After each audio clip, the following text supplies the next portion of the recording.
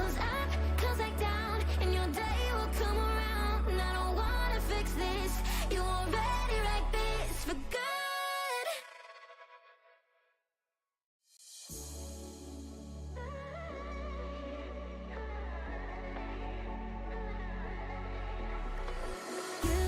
You came with a warning. I should have seen it. My bad for falling. I'm far from perfect, but I know what my worth is, more than you're giving. What goes up comes back down. What goes out comes around. You're so dumb or reckless. You already reckless.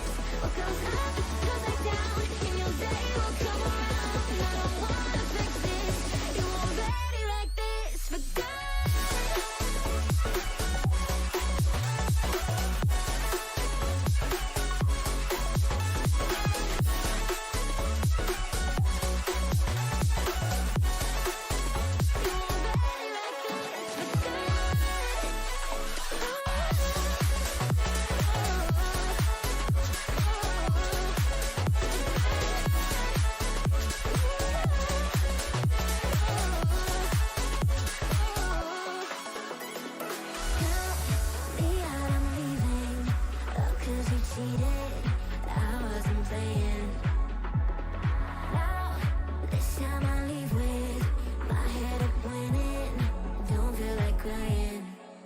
What goes up comes back down. What goes out comes around. What goes up comes back down, and your day will come around. Oh no. What goes up comes back down. What goes out comes around. You're so dumb and reckless. You already reckless. What goes up comes back down, and your day will come around. And I don't wanna fix this. You already like this for good.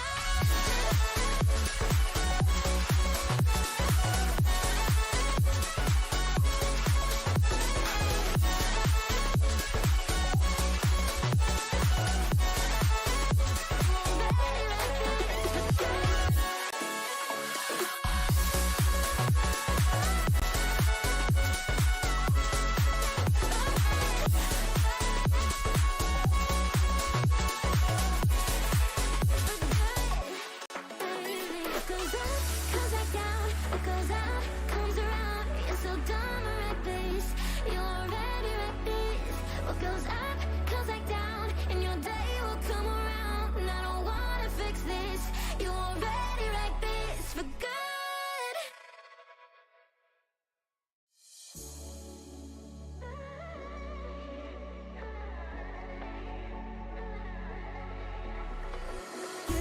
You came with a warning. I should have seen it. My bad for falling.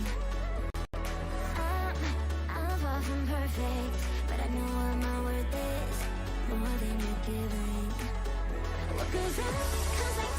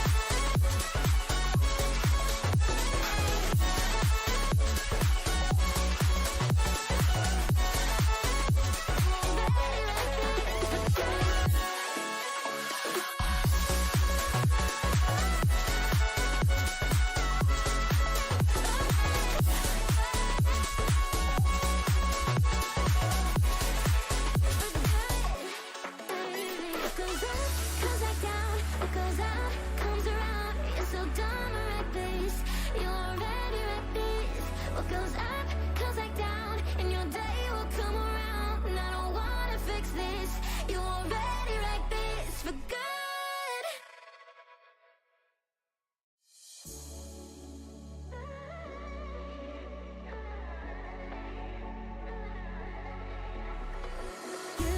You came with a warning. I should've seen it. My bad for falling. I'm far from perfect, but I know what my worth is. More than you're giving. What goes up comes back down. What goes out comes around. You're so dumb or reckless. You're already reckless.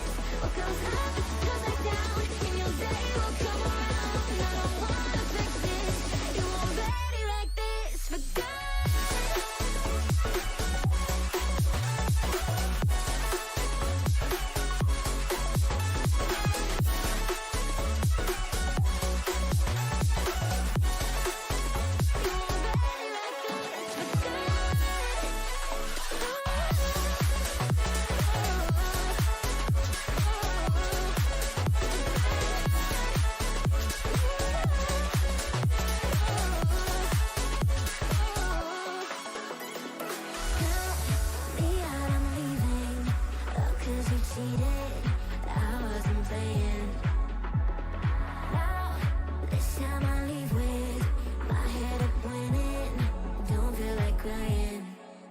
What goes up comes back down. What goes out comes around.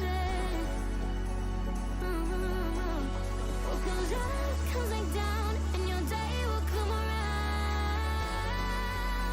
Oh no. What goes up comes back down. What goes out comes around. You're so dumb and reckless. You're already reckless. What goes up comes back down, and your day will come around. And I don't wanna fix this. You're already like this for good.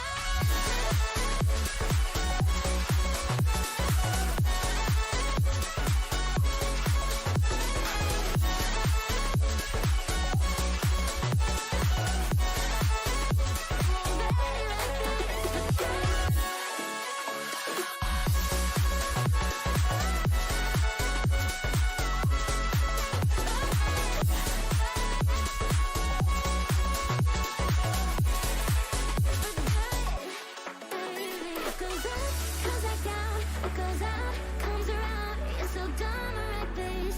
You're already reckless. What goes up comes back down, and your day will come around. And I don't wanna fix this. You're already like this for good.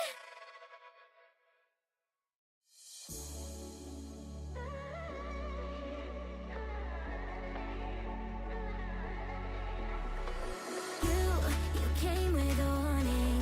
I should've seen it. My bad for falling. I'm far from perfect, but I know what my worth is. More than you're giving. What goes up comes back down. What goes out comes around. You're so dumb or reckless. You're already reckless. What goes up comes back down, and your day will come around. And I don't wanna fix this. You're already like this for good.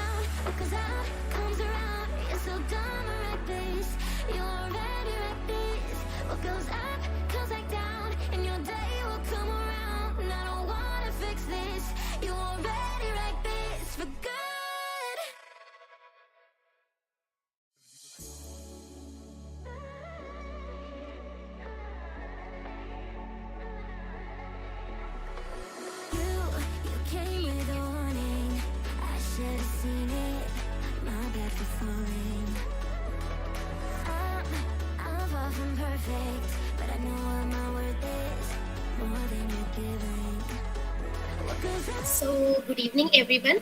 On behalf of Viva Engineering College, it gives us immense pleasure to assemble all our audience under the umbrella of today's session, which is an initiative by Government's Ministry of Human Resource and Development that has established IIC, Institutions Innovation Council, in colleges throughout India, giving us a golden opportunity to organize this Impact Lecture series to sensitize and motivate students and faculty to pursue innovation and startup during their academics. This Impact Lecture series not only established streamlined campus and startup ecosystem, but also helps in establishing strong connection with ecosystem enablers at regional and national level. Our goal is to build awareness of the broad array of opportunities available in today's Atmanirbhar Bharat to enthusiastic students and adults who have an interest in entrepreneurship. Well, Henry Ford rightly said, when everything seems to be going against you, remember that airplane takes off against the wind, not with it. To stimulate the overall picture of the entrepreneurship life cycle and how students can create innovative product by undertaking relevant method skills set required to become an entrepreneur and know about entrepreneurship. We have our guest, Mr. Labsangeet Singh Aulat, CEO of Countryside Express Courier and Cargo LLP, to guide us and motivate us by telling story and struggle to become an entrepreneur. Now, I request Shobika to introduce our guest for the audience that have joined through YouTube live stream. A very warm good evening, everyone. It gives us great pleasure to introduce our esteemed guest speaker for today's webinar, Mr. Love Sangeet Singh Aulat, a vision leader who is driving a remarkable revolution in rural e-commerce in India. Mr. Love Sangeet Singh Aulat is the CEO and co-founder of Countryside Express, a groundbreaking venture that aims to address the accessibility gap in online commerce between urban and rural areas. You see, while online shopping has transformed the way we shop, it remains out of reach for around 90 crore Indians living in rural villages. The cost of delivering to faraway villages and the long waiting times of up to 15 days discourage the rural consumers from shopping online. But Love Sangeet sir and his team at Countryside Express are changing that. They have developed a tech platform that optimizes operations, making shipping affordable and accessible even to the most remote areas. Through their efforts, they have successfully reduced delivery costs by half and shortened the delivery times to just 3 to 5 days. This means that e-commerce is now within the reach for everyone, no matter where they live. What's truly remarkable about Countryside Express is that it's not just about making e-commerce. It's also about creating economic opportunities for micro entrepreneurs in rural villages. Love Sangeet sir's personal journey is of the passion, innovation, and a strong drive to make a positive impact. With a bachelor's degree in business administration, he has honed his skills in marketing and sales, logistics operations, and people management. But his true calling lies in finding creative solutions that make life easier and more sustainable. His dedication and achievements have not gone unnoticed. Countryside Express, despite being bootstrapped, has achieved a remarkable turnover of more than 2 crore in a short span of time. Love Sangeet's vision and accomplishments extend beyond the business realm. He has founded the Morality Social Club, a non-profit organization dedicated to uplifting underprivileged communities. Today we have the privilege to learn from Sir Love Sangeet Singh Aulat himself. He will share his insights and experiences and engage us in an enlightening conversation. Concluding my words here, I would like to extend a heartiest welcome to you, sir. Over to you. Thank you. Thank you so much, guys. As she have already described almost everything about me, should we start?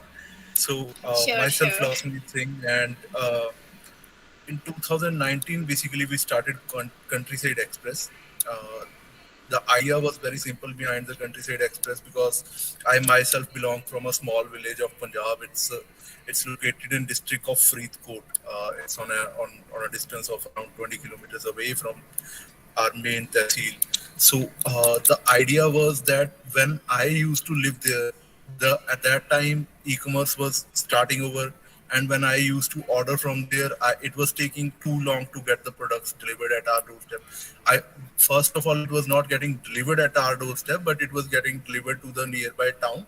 So from there, I used to get a call that now you need to pick your parcel from here, and now so I used to travel there and get my parcel picked up from there.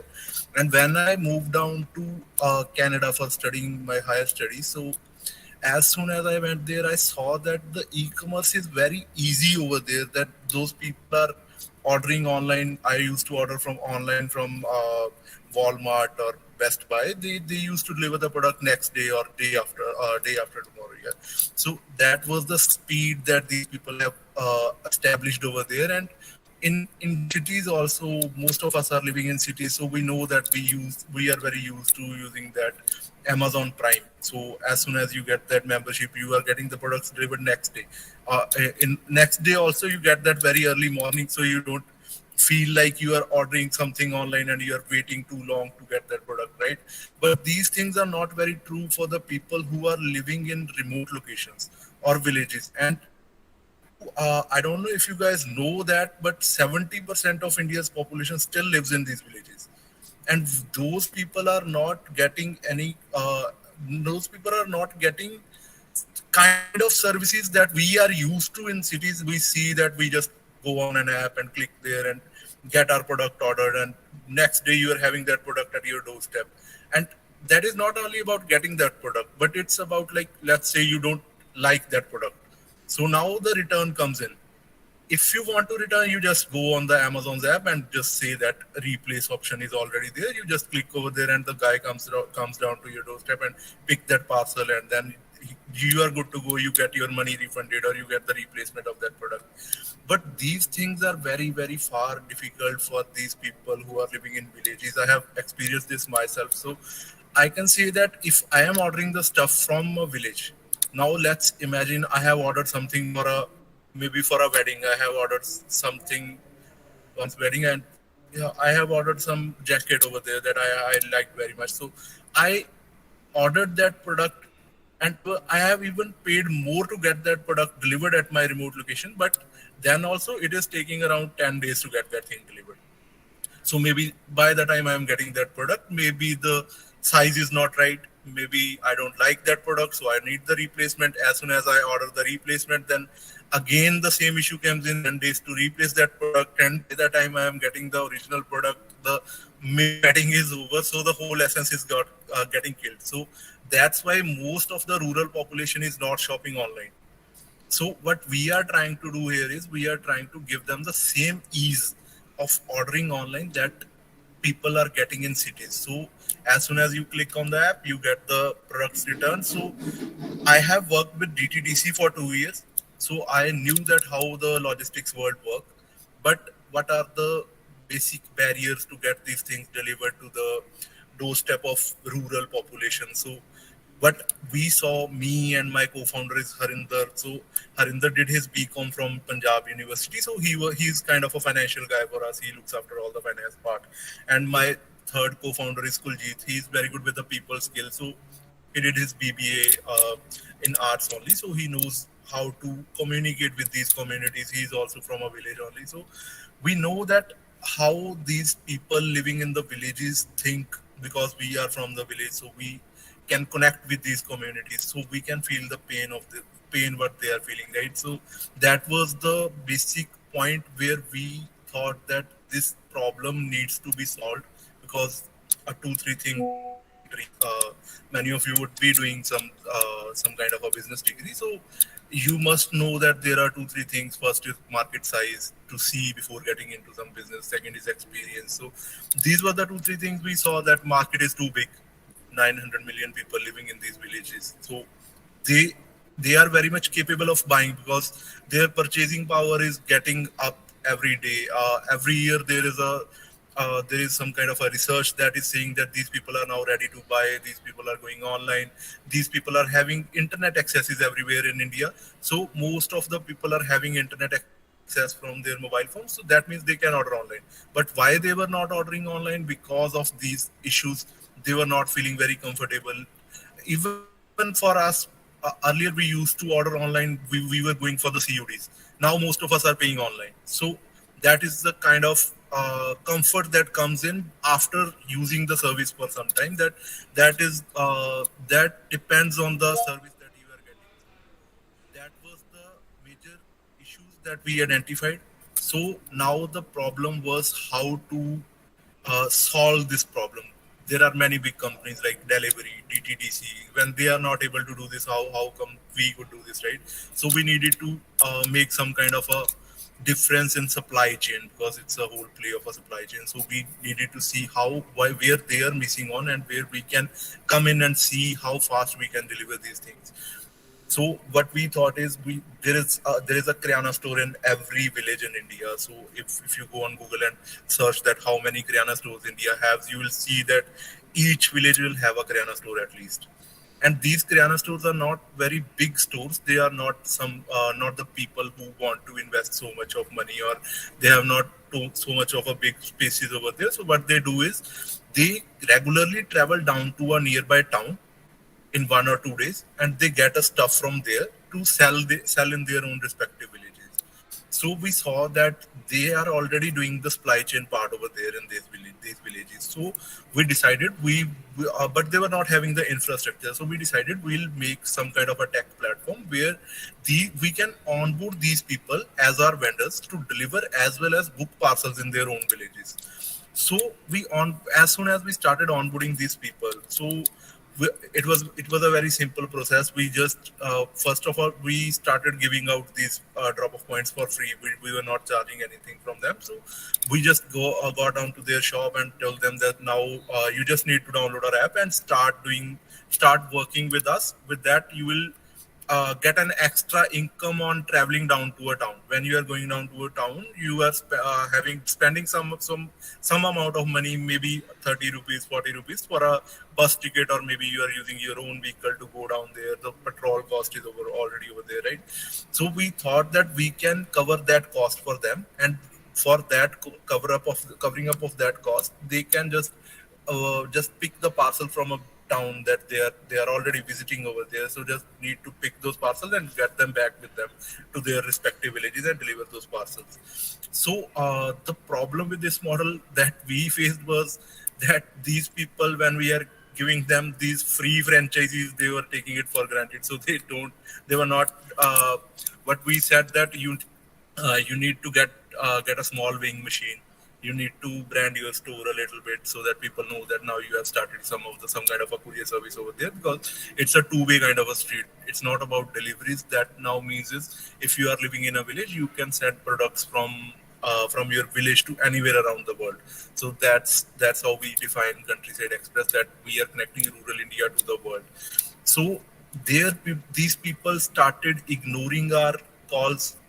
These people were not collecting those parcels. So what we did is we slowly felt that now these people need some kind of a skin in the game. So we charged a small amount of 3,000 rupees for them, because for these small Kirana stores, 3,000 is the amount that is, like, in cities we spend 3,000 like anything, right? But for them living in villages, 3,000 is a big amount. So when they were giving us that 3,000, in return we promised them a proper kit to book those parcels, as well as for the delivery. That was included signage board plus what do you say, weighing machine and some of the advertisement material. So we were not keeping any money from that, but the main point for charging them was to get some kind of a skin in the game.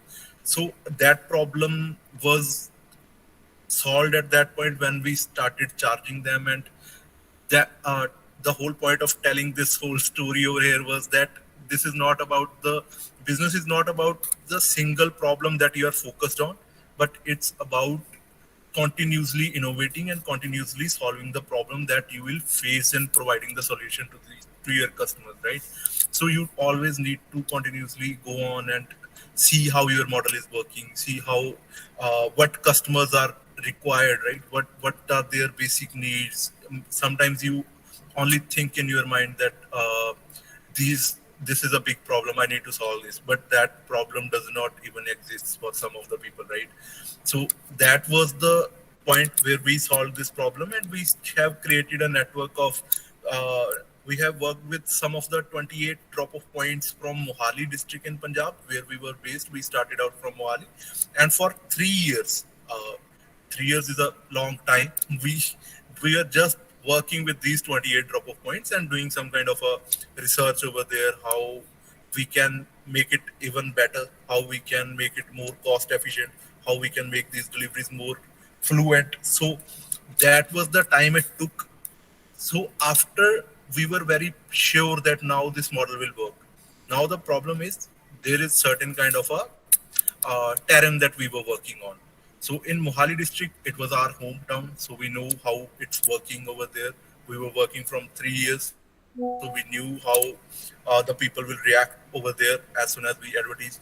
So what was the big problem for to get into the market was to try this model in another terrain. So we moved down around 200 kilometers from Mohali to Bathinda district. So we set up a small office over there, and we started working over there from with ground zero. We onboarded some of the franchises with us. Then we go went down even deeper to these villages to onboard these Kriana stores for us. So as soon as these people got onboarded with us, we started working with them, and within 6 months we crossed a turnover of 60 lakhs over there. So that was the point when we realized that now this model is working. Now we are good to expand around the Punjab. So at that point we started looking after for the funding. So fundraise, some of the startups think that fundraise is like it's the initial need. Sometimes it is an initial need, but sometimes you need to work yourself. There are many incubators that we didn't know when we started. So every time I get to interact with some of the people, so I try to always emphasize that please go down to these incubators in your area, go down to some of the accelerators in your area, because in the early stage these people are really helpful to get you guys some of the basic need that you have, right? So in the early stage, what do you need? First is mentorship.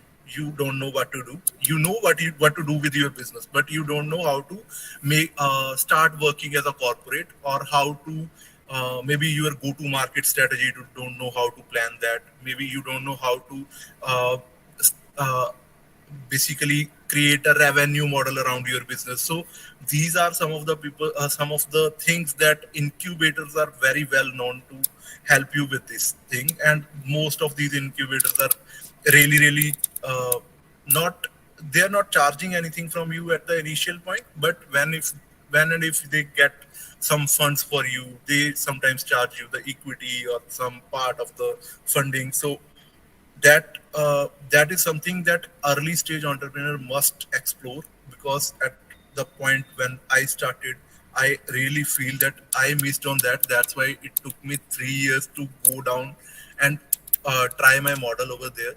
But if I had some kind of a sport in the early stage, some kind of funds maybe, so it would be a much faster journey. But now I whatever it is, right?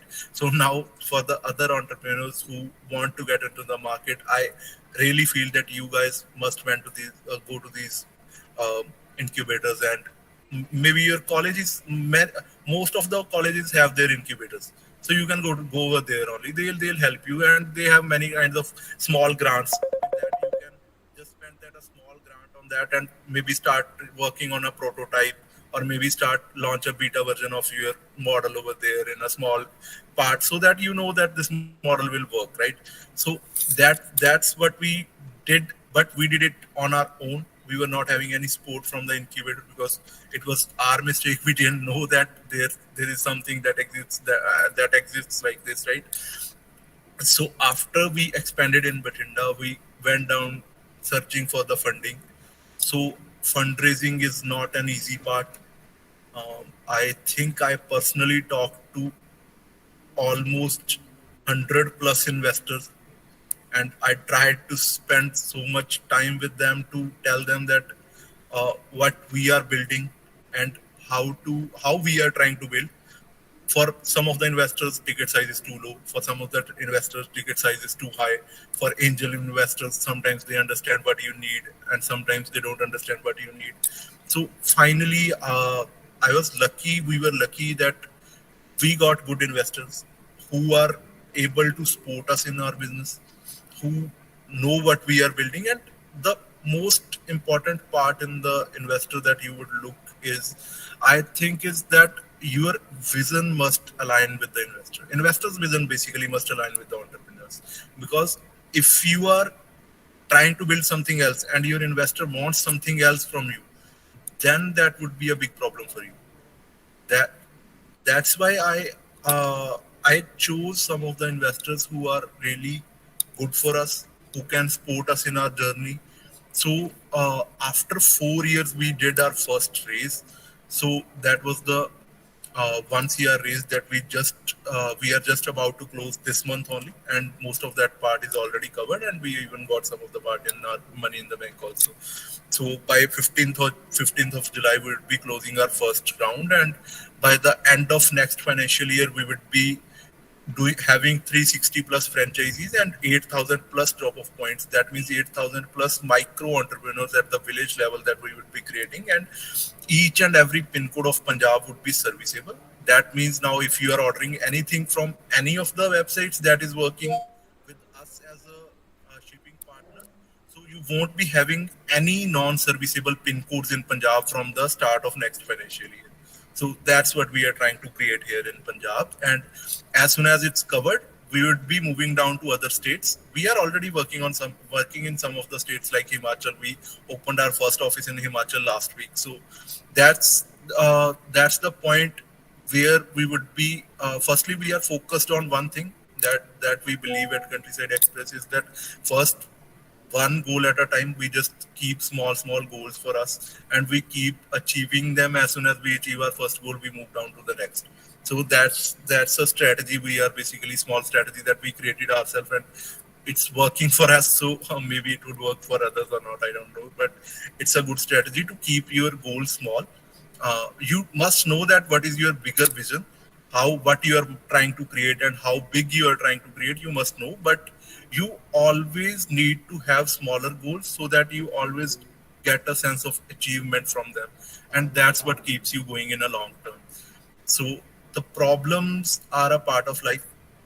Small problems would always be there, but sometimes you need to change your way, how you are working. Sometimes you need to work a little harder, so you will overcome those problems. And this what I told you, that small goals will always give you a small sense of achievement, and that's what keeps you going in the long term. So that's our story. And that's what we are trying to build. And currently we are building over here. So just a second, guys.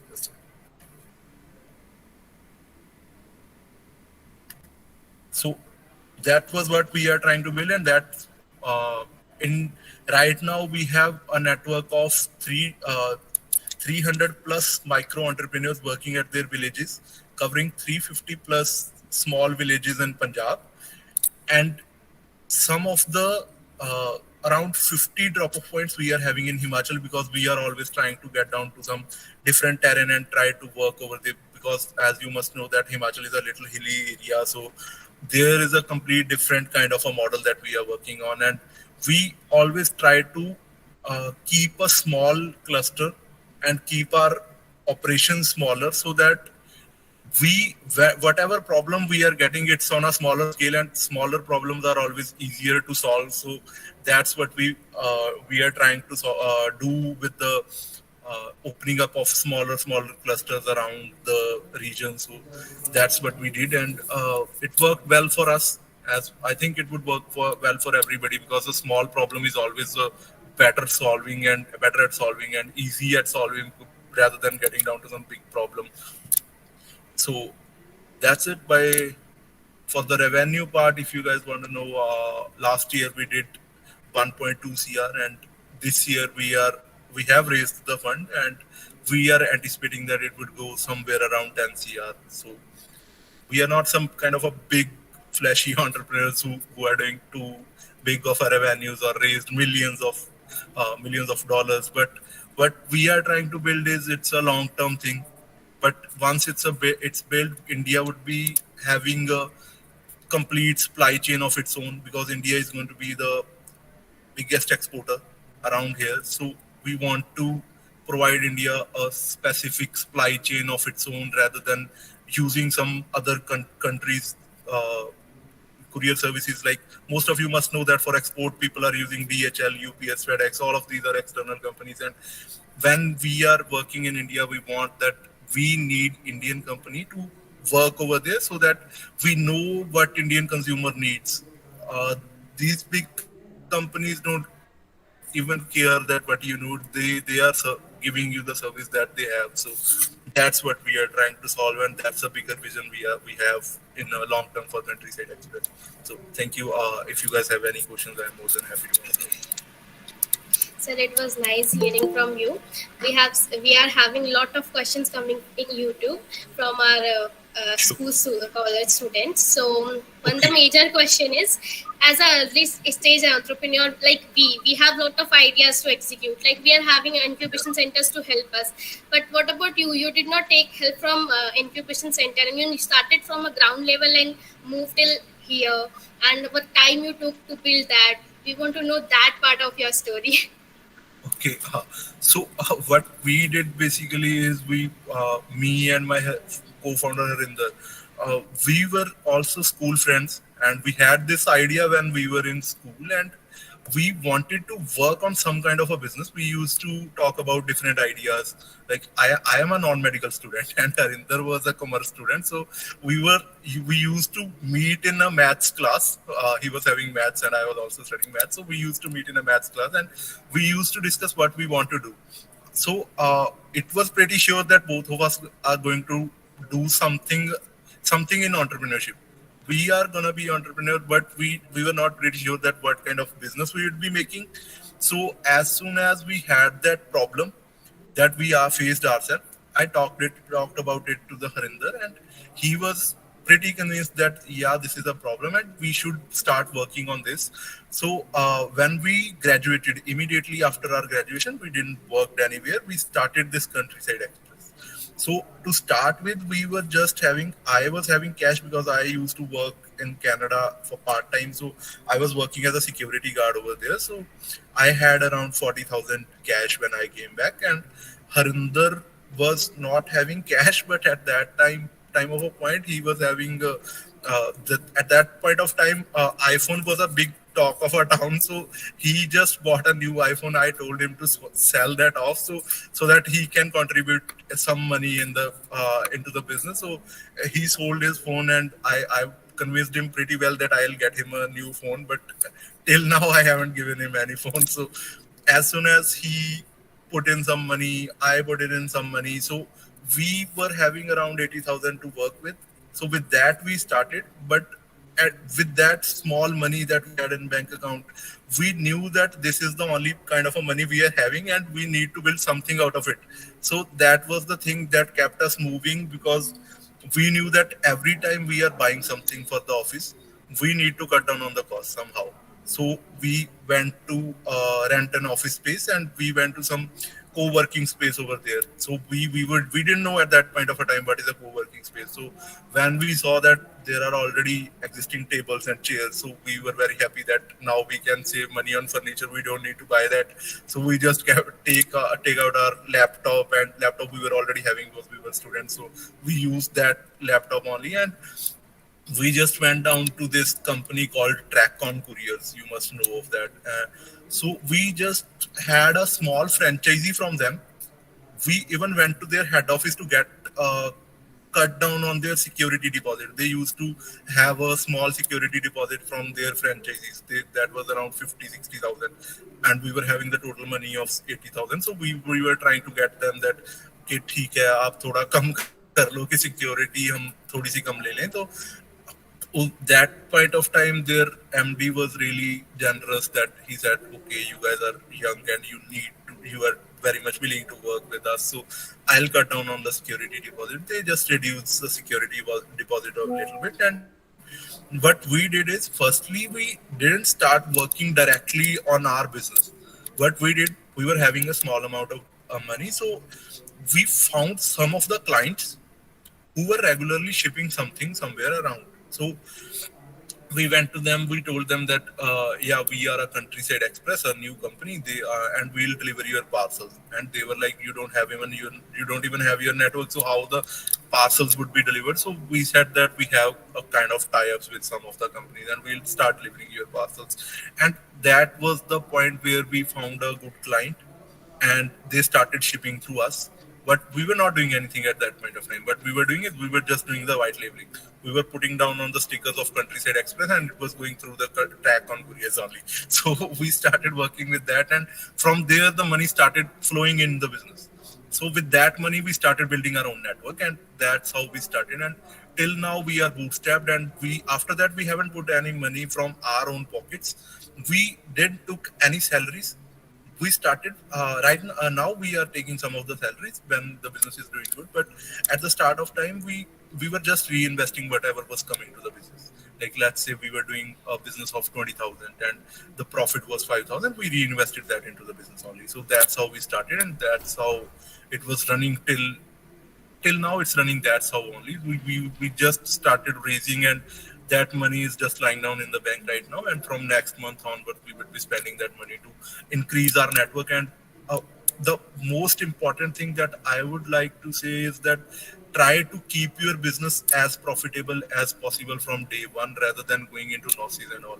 So that's because unless it's too much needed that you need to get into loss to get down to a bigger picture or make play in a bigger game. So unless that is needed, you must start from the profit and start working with the profit, because profits will never let your business down or let your business go bankrupt.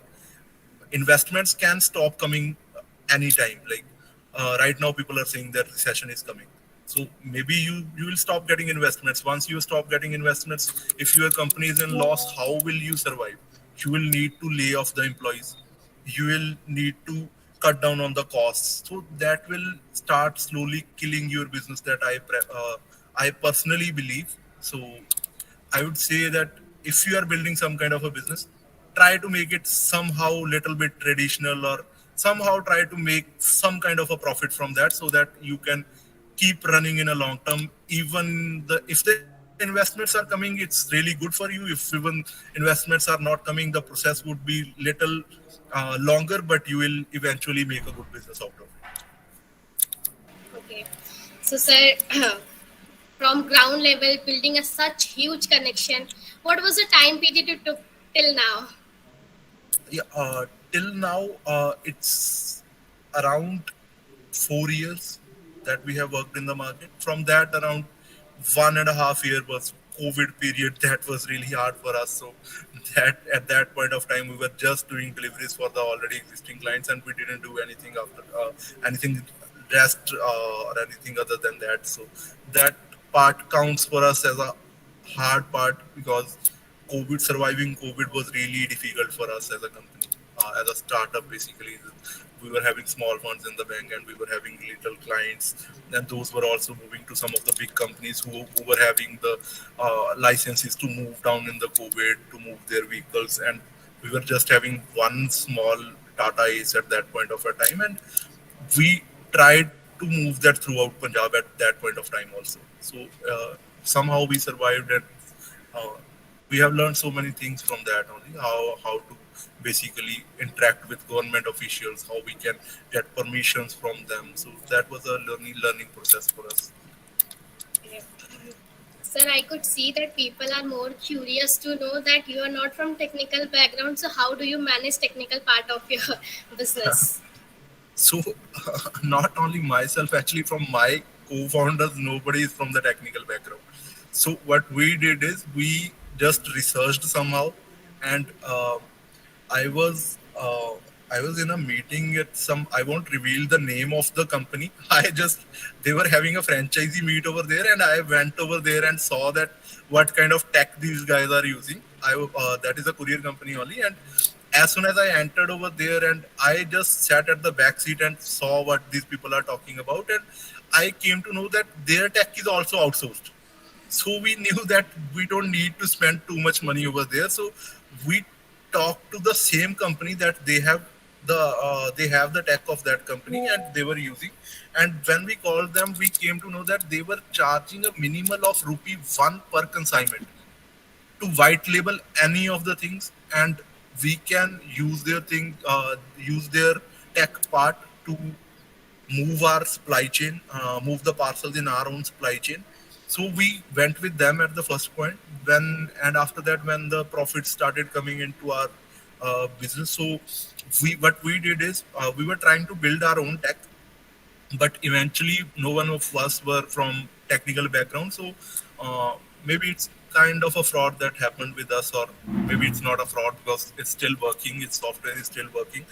They gave us a software that used to that they were already having, so they did some of the tweaks in that according to our requirements, but they didn't give us the source code of that. So right now we know that what is a source code, but at that point of a time, source code was some alien word for us. So we didn't know anything about that. So at that point, we took that software and we paid around somewhere around 6 lakhs for that software from them, and still it's working. But the problem with that is that even when I have some problems with that software, I need to get back to the same company and start uh, and pay them extra to get that software working again. So that's the problem with that. And now when we are having funds and our business is running profitably, from in the next coming few months, we are working on our in-house team who will be developing a software in-house only, and that would be a bigger that would be having the same features that we are having, but it would be more self-reliant and it would be more easy for us to control as a company. So that's how we did. But managing tech people, I would say it's really difficult part. One of your co-founders need to be always in their office. So that's how we sorted it out, and that's how I think it works. We people are our engineers just because we are from Riva Engineering College. So, Okay, so so you guys must know that how it works, right? You are the engineers and you know how to build the tech part. sir, I could see one more common question coming, Yeah. which is like market opportunity and about this. So, what was the competitive landscape when you jump into it? Yeah. And did you So never thought like the DDDC and other companies can do the yeah. same what you're doing? So, how would you overcome that? So basically, when we entered the market, there were two kinds of the courier companies that used to exist. First are the traditional ones. Traditional ones were the like Blue Dart, TTDC, Trackon, and Maruti Courier, if you may know. And the rest were the new age companies or startups. Those were Delivery, eCart, or Ecom Express. These were the people who were just doing e-commerce deliveries. And the traditional people, what how they made their network was it's a franchisee model that we are working on right now, and they used to work as a two-way street, but it was only from a city to city kind of a thing. It was they were not targeting the rural areas. But these new age companies like Delivery, they are saying that they go deep down to deliver those parcels in the rural areas. But the problem with them was they were they used to have a delivery vendor in a particular pin code. And once the parcel gets down to someone who is having a particular pin code assigned to him to deliver that parcel, he's more than happy to deliver in a city. But when it comes to some village that falls under the same pin code, but it's 10 kilometers away from the village, what he does is the same problem arises. He'll call you from there and say that now your parcel is here. Now you need to collect it from here. But if the company forces him that no, this parcel is falling under your pin code, so now you need to go down to the customer and deliver it at his doorstep. What these people used to do is they keep that parcel with them for 2 3 days and wait for the other parcel of the same village to come in, so that it would make more economically viable for them to go there and deliver that parcel. So that's how those 7 to 10 working days comes in. to deliver those parcels. And we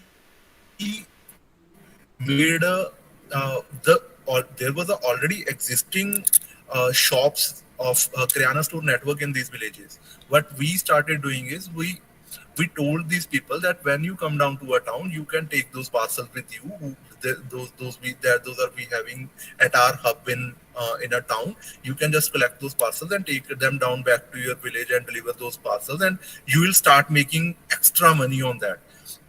When these people were, whereas these people earlier were making 200 bucks a day, as soon as they started working with us with these deliveries and bookings, they started making 300 to 4,000 per day.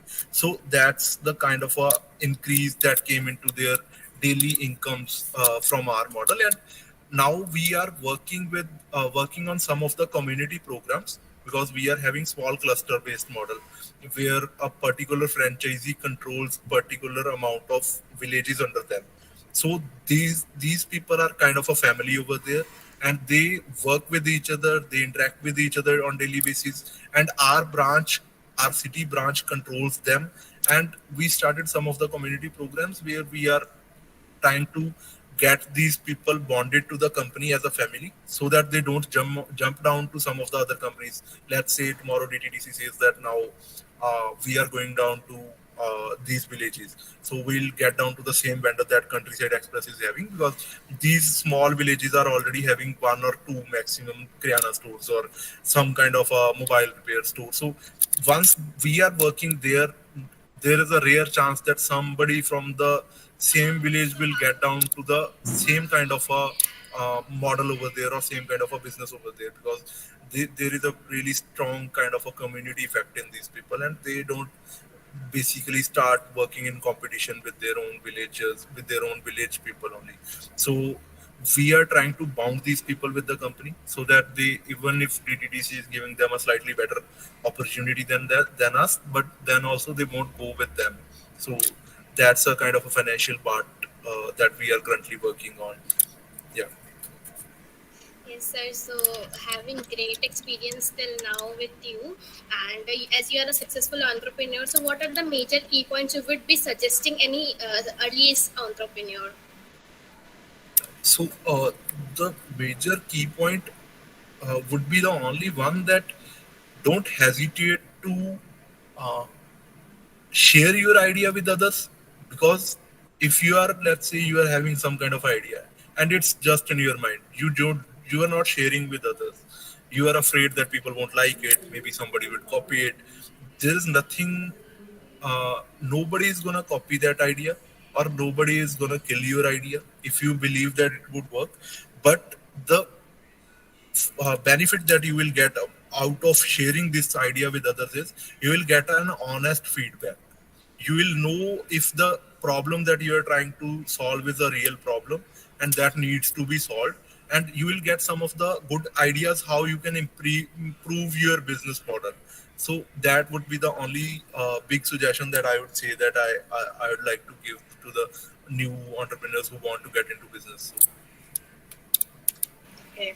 So, sir, in 4 years you are here. So, where do you see your company in upcoming 5 years? Like total market you will cover in upcoming 5 years. yeah. So for the 5 year projections right now, we are having, uh, we are trying to cover North India totally, uh, where there would be no pin code that would be non-serviceable. You can book your passes without checking the pin code, and you will get deliveries in 3 or 4 working days maximum. So, and for the in turnover basis, our turnover that would be projected for the next 5 years is around 1100 CR. Okay. So, sir, one more thing, like at the end, going towards end of the session, I would say you, how will you motivate our college students at the end from concluding some lines So, to towards motivate. entrepreneurship? Yeah. So to motivate that, now you can see I have joined this call from a car. So problems would always be there, but the motivation could keep you going 1 day or 2 days. But if you are in a long term game, the discipline and the passion about solving that problem that you are working on, so that will keep you going always. And when you'll start feeling that, yeah, now I am going to office daily and coming back home and nothing interesting is going on, that means something needs to be changed. You need to change your some kind of maybe your business model, maybe your routine, but something needs to be changed when you start feeling boring in the idea that you are trying to solve, that you are passionate about. You must not feel boring at any point of a time. As soon as you start having that feeling, you must start thinking about what needs to be changed. So that's the motivation, I would say. It's not a kind of a motivation for you guys, but motivation can keep you going for 1 or 2 days. So, but the discipline will keep you going in the long run, and discipline plus the passion for your business or for your idea that you are working on, or for the problem that you are trying to solve um, for your country, or maybe for yourself, or maybe for anyone, but you are solving. If you are passionate about it, you will always find a solution for any kind of a problem that you will have. Yes, sir. You really sets example, and you become a role model for us upgrowing and upcoming entrepreneurs also. So one last question, as I can see many common questions in the YouTube live stream. So one last question from my side is that some people are asking, कि how did you convince your investor and sponsors to invest in your business? How did you convince? Like they have tried many, but they mostly face rejection. People don't give the money so easily, no? Yeah. So I think convincing the investor is not really the important thing, but you can convince your investor by just showing what you are doing and what kind of motivation you have. In the first meeting, nobody will write you a check. They'll keep checking you for 6 or 7, at least 6 or 7 months that I have seen. They'll keep checking you that what you are trying to build, what is the progress you are getting in that proper model. Then only they'll start trusting you, and then only they'll start talking about the money that you need. So that's the that's why I told you, just go down to some of the incubators. These people have small grants, and as soon as grants are not the only thing that they give you, they'll give you the money that would be really small, but they'll give you a network of investors or mentors. Those mentors would start working with you, and those mentors will know what you are trying to build and how you are trying to build it. That's how you will start interacting with these people in real life, and that's how they'll know what kind of a person you are. Because in the first check when you have in your company, mostly what I have seen is people are not investing in your idea, people are not investing in your business, but they are investing in you, what kind of a person you are. My one investor literally told me that I am investing in you. You are a good guy. I know that you can make something work. Even if this business fails, I'll invest in you again, and we'll start to make something new that will work eventually, and both of us will make money out of it. So that's a kind of a thing that investors want from you, and that's the relationship I think that investors want with the entrepreneur at the very early stage. Because early stage you will always get an angel investor, and angel investor is someone who only invests in you rather than looking into your business or looking into your account books. So that's how it works. I think that's how it worked basically for us. So thank you, sir. It was a really great session. Now I would request Garima Singh for the giving the vote of thanks. Thank you, Vaishnavi. On behalf of IIC, Institutional Innovation Council, RSC Pedia, and Riva Engineering College, I would like to extend my heartfelt gratitude to Sir Love Sangeet Singh Aulak, our esteemed guest speaker, for sharing his invaluable insights and experiences with us today. So, your passion for empowering rural communities and revolutionizing e-commerce in India is truly inspiring. Your dedication to bridging the accessibility gap and creating economic opportunities in remote areas is commendable. Your vision and leadership at Countryside Express are driving positive social impact and paving the way for a more inclusive digital economy. I would also like to express sincere appreciation to our principal sir, Dr. P.K. Agrawal, the patron of Impact Lecture Series, Dr. Pankaj Srivastava sir, and the backing team that has worked behind for the conducting and organizing these lectures. Lastly, I extend gratitude to the audience on YouTube who have joined us and actively engaged with the session. Once again, I extend heartfelt thanks to Love Sangeet Singh, Aulak sir, for his enlightening talk, the distinguished guests for their presence, the audience for their active participation, and the entire team for their efforts in organizing this impactful webinar. Thank you all, and let's continue to foster innovation and entrepreneurship for a brighter future. Over to you, Vaishnav. Okay, thank you again. Thank you so much, sir. And आगे भी webinars होते रहेंगे. We will be expecting you as our guest again for some other topics. So we will be connecting with you again, sir. So once again, hearty thank you, sir. Not. Thank you so much. Thank you.